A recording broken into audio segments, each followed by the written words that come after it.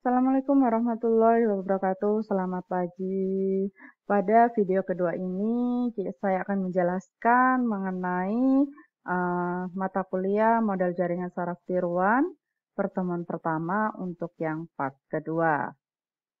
Yang pertama akan saya jelaskan adalah dasar jaringan saraf tiruan, di mana CST ini mempunyai empat komponen. Yang pertama adalah neuron. Nah, neuron ini saya simbolkan dengan lingkaran-lingkaran. Gambarnya seperti ini, di mana yang sebelumnya kita sudah tahu kalau misalkan ada input dan output, gambarnya seperti ini.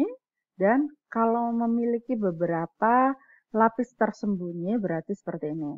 Nah, kalau dari contoh saya ini, berarti dia hanya memiliki satu lapis tersembunyi.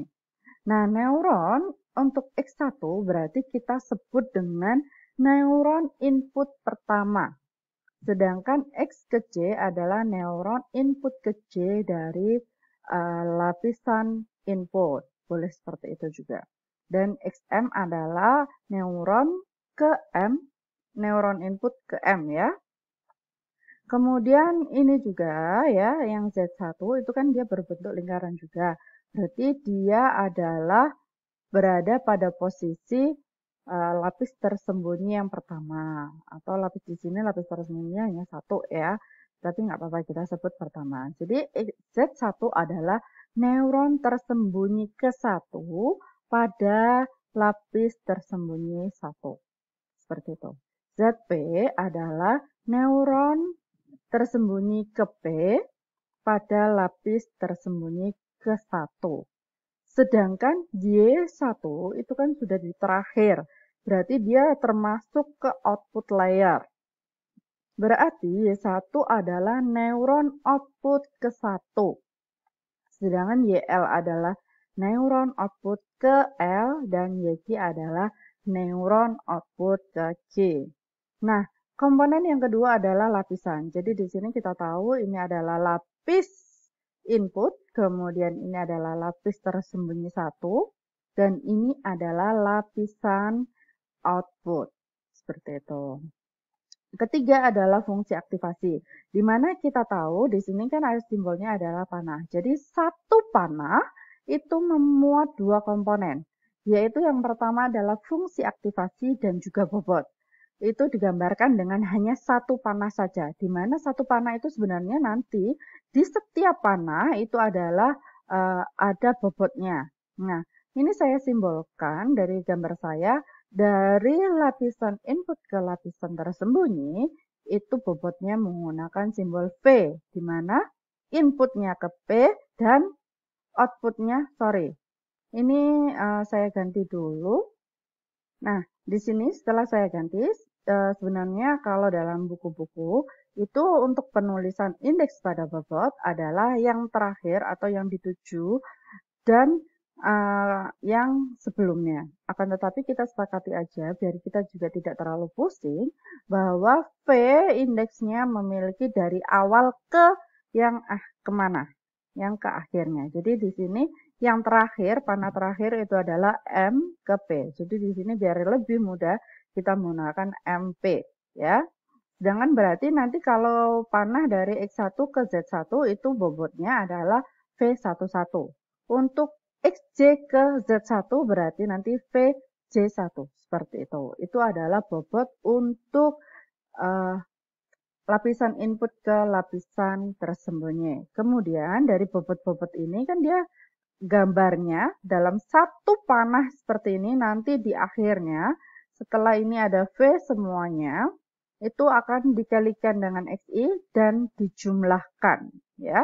Hasil perkaliannya tadi nanti dijumlahkan baru nanti masuk ke fungsi aktivasi. Jadi di sini semua nambah jadi semua penggabungannya masuk ke fungsi aktivasi yang digunakan untuk di Z1.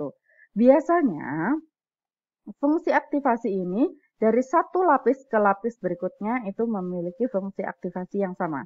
Sehingga nanti yang masuk ke Z1 ini adalah fungsi aktivasi yang pertama, F1. Kemudian di sini juga fungsi aktivasi juga yang sama pada Z1. Sedangkan nanti Z1-nya, Z dari Z ke Y itu boleh memiliki fungsi aktivasi yang berbeda. Jadi ini sama dengan bobotnya adalah yang terakhir ini W dari P ke Q. Jadi kita nulisnya WPQ. Seperti itu. Nah, ini juga berlaku untuk seterusnya. Berarti kita tahu yang atas dari Z1 ke Y1 adalah W11 dan seterusnya. Nah, di sini nanti fungsi aktivasinya boleh berbeda dari X ke Z, itu boleh beda dari Z ke Y. Seperti itu. Nah, kita lanjut.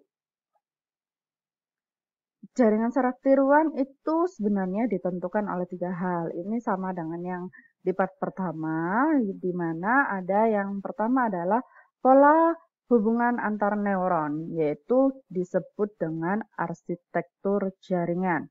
Yang kedua adalah metode untuk menentukan bobot atau optimasi bobotnya. Itu disebut dengan metode training atau learning atau algoritma atau pembelajaran, itu juga sama ya. Dan yang ketiga adalah fungsi aktivasi yang digunakan. Jadi ini harus kita tentukan fungsi aktivasi apakah yang bisa kita gunakan dari satu layer ke layer lainnya. Kemudian kalau dari sini kita bahas yang pertama mulai dari arsitektur jaringan. Di arsitektur jaringan itu ada 3 ya.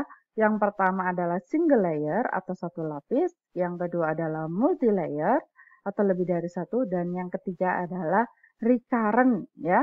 Recurrent itu terdapat neuron pada lapis output yang memberikan input yang memberikan sinyal atau input ke neuron lainnya. Jadi bisa saja ke unit input atau neuron input ya. Kalau single layer sudah jelas satu lapis. Jadi gambarnya seperti ini.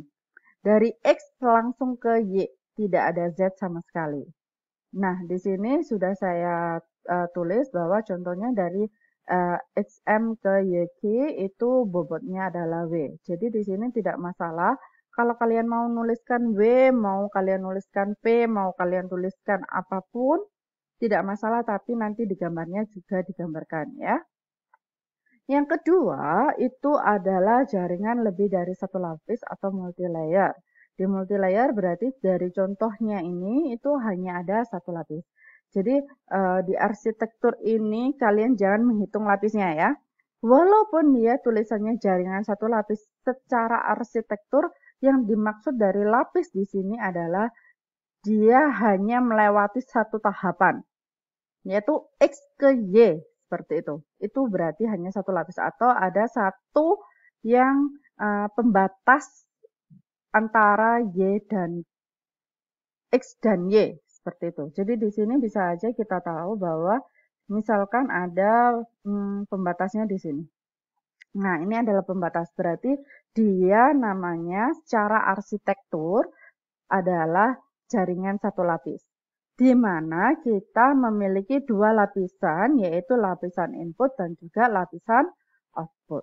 Sedangkan kalau jaringan lebih dari satu lapis, itu namanya multi layer ya, berarti dia, kalau saya contohkan ini ada dua lapis. Nah, yang lapisnya itu adalah yang berwarna merah. Kemudian dari jaringan lebih dari satu lapis atau multi layer ini memiliki 3 lapisan, yaitu lapisan input untuk X-nya, lapisan tersembunyi yang pertama itu untuk Z, dan lapisan output itu adalah Y. Kemudian kalau untuk jaringan recurrent itu tadi kan ada feedbacknya, jadi di recurrent itu ada hasil output menjadi input dari suatu neuron lainnya. Contohnya yang berwarna biru ini, jadi di output dari Y1 itu merupakan input untuk X1. Ataupun nanti ada suatu panah di mana dia memiliki dua sisi. Ya, jadi outputnya Z1 dia akan menjadi inputnya YQ, dan outputnya YQ itu juga menjadi inputnya Z1. Seperti itu ya, ini hanya contoh. Kemudian saya lanjut ya. Nah, dari sini kalian juga harus bisa menuliskan persamaan dari model jaringan saraf tiruan. Di model jaringan saraf tiruan untuk yang satu lapis, ini sudah saya contohkan, berarti kita tahu bahwa Y1 itu merupakan suatu fungsi dari X1 sampai dengan Xm. Berarti bisa kita tuliskan seperti ini ya. Kemudian untuk pembobotannya, di sini kita tahu bahwa nanti dia kan setiap panah itu mengandung bobot dan juga berarti nanti bobotnya dikalikan dengan X ini, kemudian kita jumlahkan, di mana F-nya nanti outputnya setelah dijumlahkan ada output, itu adalah fungsi aktivasi yang kita gunakan dari lapis input ke lapis output. Seperti itu ya. Kemudian di sini ada beberapa juga buku yang menyebutkan bahwa bentuknya tidak linear seperti ini. Jadi linear atau tidak bentuknya itu hanya kita tahu bahwa tidak ada X kuadrat. Berarti itu adalah bentuknya linear. Karena di sini hanya bobot dikalikan X saja kemudian dijumlahkan. Itu adalah polinomial yang linear ya. Sorry, polinomial itu sudah ada X-X-nya. Jadi karena ini bukan berarti bukan polinomial. Kemudian dari sini juga ada beberapa buku yang dia menggunakan, ini sebenarnya kan kayak persamaan regresi ya, di mana persamaan regresi itu memiliki konstanta ya, bukan constraint tapi konstanta. Konstantanya itu bisa saja kita gambarkan dengan menambahkan satu panah lagi ke Y1 dan kita tulis A1. Gini, dan ini adalah suatu neuron yang isinya adalah satu. Berarti kita beri lingkaran. Kemudian di sini pun kalau misalkan yang Y1 itu ada konstantanya, berarti untuk YL pun ada. Berarti ini AL. Ya. Nah, ada lingkarannya seperti ini. Begitu pula untuk yang YQ. AK ya. Kemudian ini suatu lingkaran. Nah, untuk penulisan persamaan NN-nya jadinya adalah F fungsi ya aktivasi yang dimasukkan ke dalam sini. Ini adalah karena dia berjalan. Sorry, ini salah. Karena dia berjalan. Saya hapus dulu. Nah, oke. Nah, karena dia berjalan berarti tetap ada sigma di sini. Kemudian ada karena nanti dia adalah A1, kan sebenarnya tulisannya awalnya adalah A1 ya kan untuk Y1. 1 itu adalah fungsi dari A1 ditambah W11 ya. 11 dikalikan dengan X1, kemudian ditambah W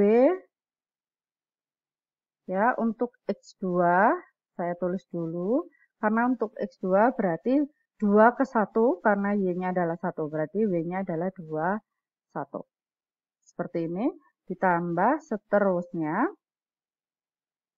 titik 3, tidak boleh lebih dari 3 titiknya, kemudian ditambah yang terakhir adalah punyanya XM. Saya tulis dulu XM di sini biar juga mudah. Berarti ini punyanya Y1, 1M. Seperti ini. Oke, ya. Sedangkan kalau kayak gini kita tahu penjumlahannya ada di sini. Ini jumlah ya. Berarti di sini adalah A. Saya hapus dulu. Untuk ini. Berarti di sini adalah A, kemudian indeksnya adalah L ya, AL ditambah dengan sigma W JL ini adalah L sama loopingannya dikalikan dengan XJ. Seperti ini ditambahkan E.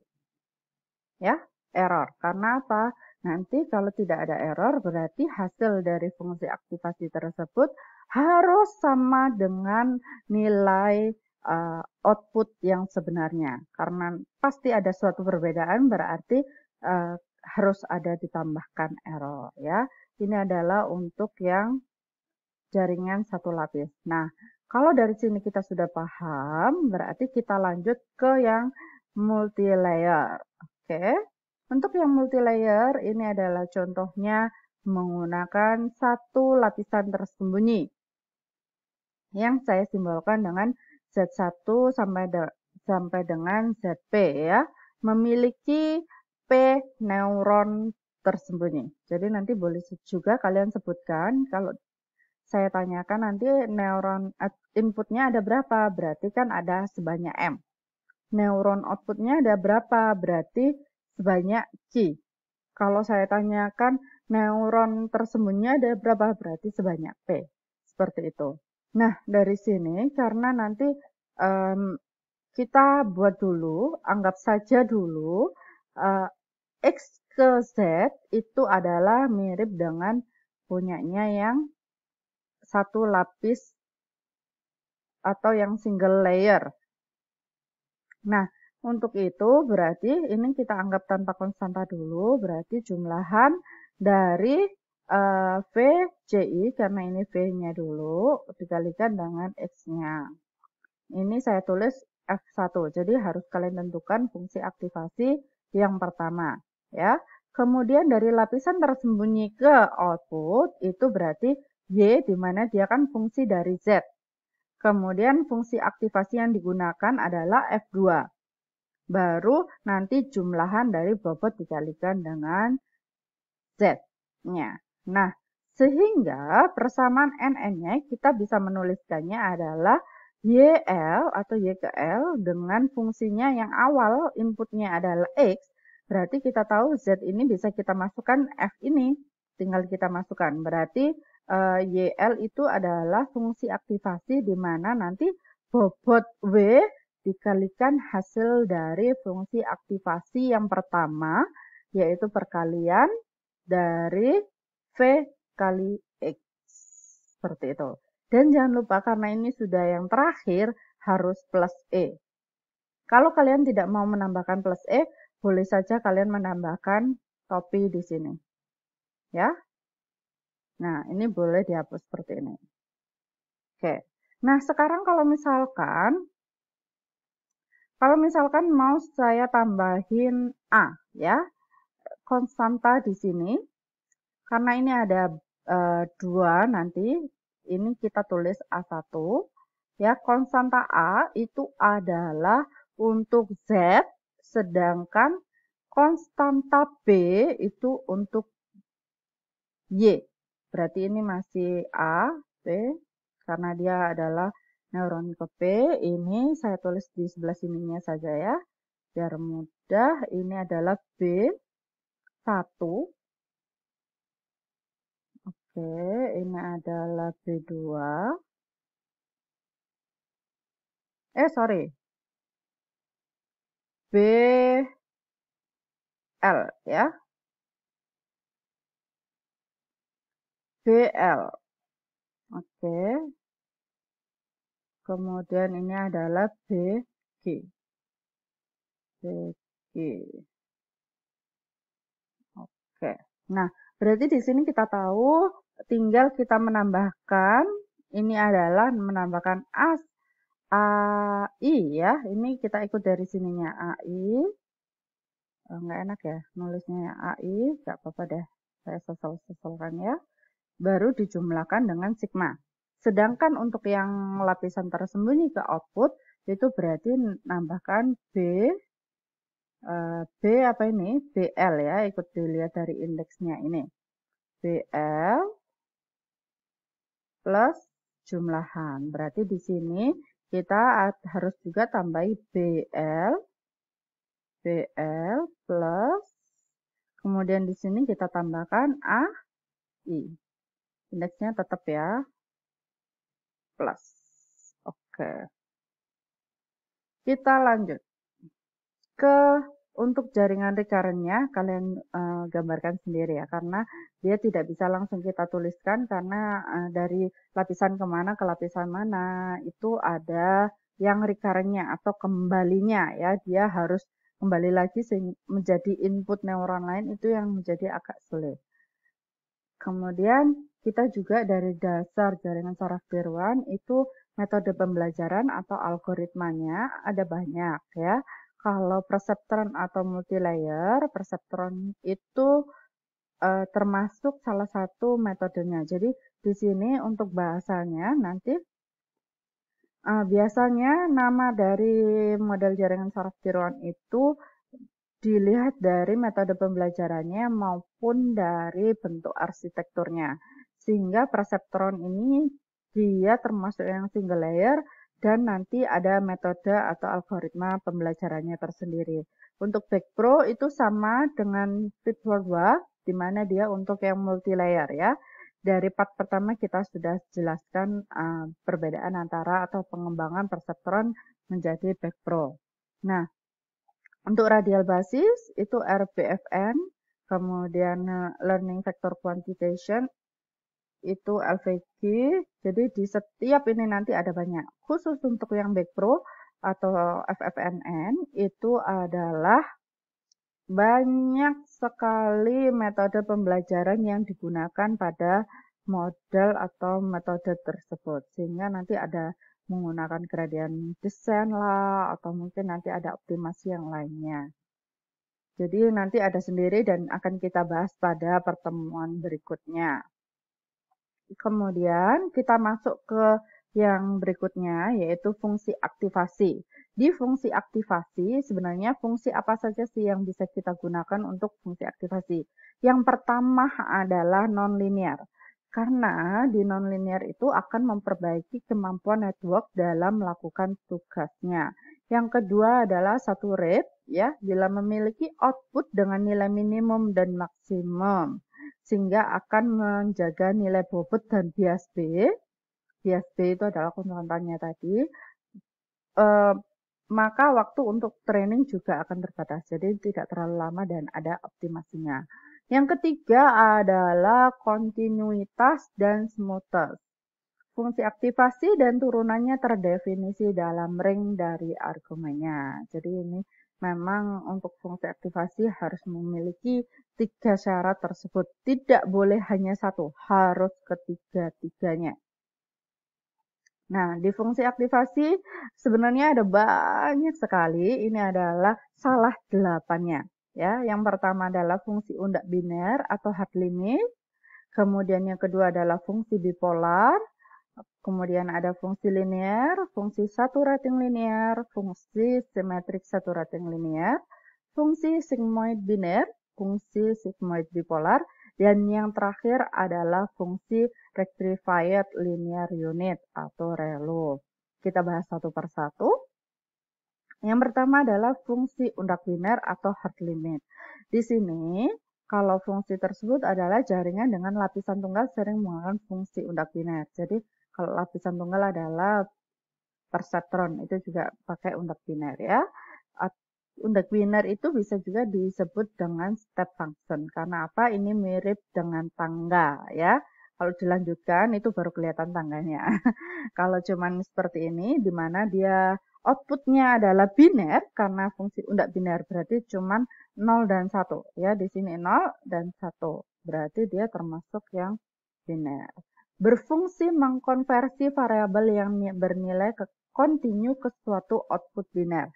Jadi di sini karena y-nya adalah 01, berarti kita tahu nggak ada nilai lain selain nilai 0 dan 1, sehingga berarti kita bisa menyimpulkannya sebagai nanti untuk kasus klasifikasi, ya. Untuk kasus klasifikasi. Sebenarnya untuk fungsi undak biner itu kapan memakainya? Jadi di sini kita tahu biasanya sering digunakan untuk yang lapisan tunggal dan juga nanti outputnya adalah 0 dan 1. Kalau outputnya bukan 0 dan 1 berarti jangan menggunakan fungsi undak biner. Oke. Untuk fungsi aktivasi yang kedua adalah fungsi bipolar. atau symmetric hard limit, berfungsi mengkonversi variabel yang bernilai kontinu ke suatu output biner, tapi binernya adalah -1 atau 1. Jadi di sini kalau kita lihat, bisa jadi kita tulis y-nya akan sama dengan -1 jika x kurang dari 0, dan nilainya akan 1 jika x lebih besar dari 0. Kapan memakainya? Berarti kita tahu bahwa nanti kalau outputnya adalah -1 atau 1. Lanjut, fungsi linear atau identitas. Nah, fungsi ini berarti kita tahu bahwa berfungsi memiliki nilai output yang sama dengan inputnya, di mana fungsinya y sama dengan x. Kapan memakainya? Berarti di sini kita tahu nanti bahwa nilai x-nya setelah dikalikan dengan pembobot dan jumlah semuanya itu akan menjadi outputnya langsung. Karena x-nya di sini adalah bukan x1, x2 ya. Kita harus kembalikan ke sini ya. Kita harus kembalikan ke sini. Nah, kita kembalikan di sini bahwa kalau misalkan fungsi aktivasinya sama, yang satu dulu ya. Nah, kalau misalkan fungsi aktivasinya sama, berarti x sama dengan y, yang digunakan y dalam fungsi aktivasi itu adalah, yang digunakan sebagai x itu adalah ini. Ini adalah x-nya. Sedangkan ini adalah y-nya. Jadi y akan sama dengan x. Berarti kalau kita menggunakan fungsi aktivasi yang sama ini, yang y sama dengan x, berarti nanti y-nya itu adalah WJL atau jumlahan L sama dengan 1 sampai dengan Q dari perkalian WJL kali XJ. Jadi dia hampir sama dengan regresi. Sama persis. Kalau misalkan bisa saja kalau cuman yang seperti ini kita sebut dengan regresi pun juga bisa. Jadi ada juga nanti yang namanya regression neural network, itu juga ada, tapi tidak kita bahas detail, di mana nanti kita tahu y-nya akan sama dengan x. Berarti fungsi aktivasi yang digunakan adalah linear atau identitas ya. Kapan memakainya? Berarti kalau misalkan nanti lebih banyak, berarti karena nanti nilai W-nya bisa, jadi kalau di regresi itu kan kita tahu bahwa itu baik digunakan dengan range X dan range atau min max-nya X mendekati dengan min max-nya Y. Jadi sehingga nilai dari bobotnya itu tidak sangat jelek sekali atau tidak sangat kecil sekali atau besar sekali. Itu yang akan membuat datanya jelek seperti itu. Ataupun bisa saja nanti dengan diakali menggunakan suatu transformasi.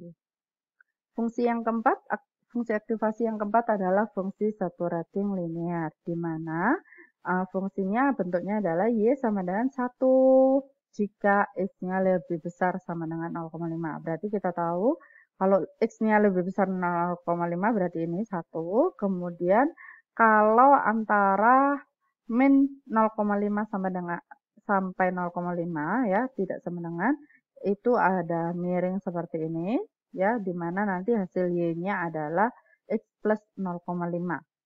Kemudian 0 jika x-nya kurang dari sama dengan minus 0,5 ya. Jadi bentuknya seperti ini. Nah, kapan memakainya? Berarti nanti di sini kita tahu bahwa ada yang 0, ada yang 1 dan ada yang tengah-tengah. Seperti itu. Tengah-tengah itu ada kenaikan. Misalkan di sini ketika kita punya kasus apakah dia bekerja atau tidak, kemudian berapa gajinya, berarti kita tahu bahwa kalau dia bekerja berarti 1. Kalau dia tidak bekerja berarti 0. Nah, dari sini kita tahu kalau misalkan X-nya itu adalah 0, kan berarti Y-nya kalau tidak bekerja berarti kan nggak memiliki gaji. Berarti dia adalah 0. Tapi kalau misalkan dia bekerja berarti kan dia memiliki gaji. Berarti nanti dia akan 1 outputnya. Nah, memiliki gaji ini ya, ada nanti yang dia sangat tinggi sekali, ada yang middle. Nah, untuk yang middle itu bisa saja ada suatu kenaikan ya. Kenaikan itu adalah x plus 0,5-nya. Dan yang paling tinggi sendiri misalkan dia adalah yang tetap kayak gitu. Berarti kan gajinya juga tetap dia 1. seperti itu. Itu juga bisa digunakan. Jadi ada beberapa yang nanti ada 1, ada beberapa yang 0, dan ada suatu kenaikan. Jadi intinya adalah fungsi aktivasi apa yang bisa digunakan tergantung dari output yang diinginkan dan angka yang bisa digunakan ya. Kemudian fungsi aktivasi yang kelima adalah fungsi simetrik saturating linear, di mana fungsinya Y sama dengan 1 jika X lebih besar 1, akan sama dengan X jika minus 1 sampai dengan 1, dan Y sama dengan minus 1 jika X kurang dari minus 1. Jadi ini hampir mirip atau modifikasi dari yang linear tadi, yang Y sama dengan X, tapi memiliki syarat atau ada threshold-nya ya, ada titik potongnya, ada titik batas ambangnya, yaitu ketika X sama dengan minus 1 sama X sama dengan 1. Seperti itu. Yang keenam adalah fungsi sigmoid binar. Jadi di sini adalah dia nanti kalau outputnya mirip dengan fungsi sigmoid binar. Nah, fungsi ini digunakan untuk JST yang dilatih dengan metode backpro. Jadi backpro itu banyak atau lebih sering menggunakan fungsi sigmoid binar. Kemudian fungsi sigmoid binar ini memiliki nilai pada range 0 sampai dengan 1. Jadi nilainya 0 sampai dengan 1. Fungsi Y sama dengan 1 per 1 plus E pangkat minus sigma X. Jadi dari sini ada parameter sigmanya. Parameter sigma ini menunjukkan bahwa seberapa landai dia. Dari sini kita tahu kalau misalkan sigmanya adalah 0, berarti dia sangat landai. 1 itu semakin tidak landai, dan 2 semakin tidak landai lagi. Sehingga kita tahu semakin kecil nilai lambda berarti semakin smooth kenaikannya. Semakin besar nilai dari, bukan lambda, sigma ya. Semakin besar nilai sigmanya berarti nanti semakin cepat dia terjadi kenaikan. Ini untuk output yang 0 sampai dengan 1. Nah, ada juga yang namanya fungsi sigmoid bipolar, yaitu minus 1 sampai dengan 1 range-nya. Untuk penentuan dari sigma, ini tidak ada sigmanya, sehingga bisa ditulis juga Y sama dengan 1 minus E pangkat minus X per 1 plus E pangkat minus X ya. Mohon maaf ya, ini berbeda dengan yang ada di sininya. Jadi dia hampir sama dengan yang punyanya biner, tapi kalau biner itu kan 0 sampai 1, kalau misalkan bipolar adalah minus 1 sampai dengan 1. Fungsi aktivasi yang terakhir adalah fungsi rectified linear unit. Dia adalah fungsi aktivasi yang paling banyak digunakan sejak 2015. Nah, fungsinya ini adalah nanti dia ada hampir sama atau pengembangan dari yang linear, tapi ada threshold di mana jika X-nya kurang dari 0 berarti Y-nya sama dengan 0, sedangkan X-nya lebih besar sama dengan 0 berarti nilai Y-nya akan sama dengan X. Jadi dia benar-benar dipotong dan mengambil semua yang bernilai positif saja. Nah, sebenarnya fungsi aktivasi mana yang digunakan tadi sudah saya sebutkan bahwa tergantung juga dengan output yang diinginkan. Dia antara 0 sampai 1 atau dia adalah 0 atau satunya saja, seperti itu dan seterusnya. Nah, di buku yang saya baca itu adalah sigmoid adalah fungsi aktivasi yang paling sering digunakan, terutama pada backpro ya, tetapi mengalami kemunduran yang pertama adalah karena menggunakan model logistik, jadi perhitungannya memakan waktu dan cukup kompleks. Kedua adalah menyebabkan gradiennya menghilang, atau istilahnya lama-lama kan 0, jadinya tidak ada sinyal yang melewati neuron di beberapa titik waktu. Kemudian lambat konvergensinya dan tidak berpusat pada 0. Kelemahan punyanya si sigmoid itu bisa diatasi menggunakan fungsi aktivasi ReLU ya. ReLU itu rectified linear unit ya. Unit. Nah, itu sederhana dan lebih cepat untuk proses. Tidak memiliki masalah gradien yang hilang dan telah menunjukkan peningkatan besar dibandingkan dengan fungsi sigmoid ataupun tangan hiperbolik ya. Jadi ini adalah ada satu lagi yaitu tangan hiperbolik. Silakan kalian cari sendiri kalau bentuknya tangan hiperbolik itu seperti apa.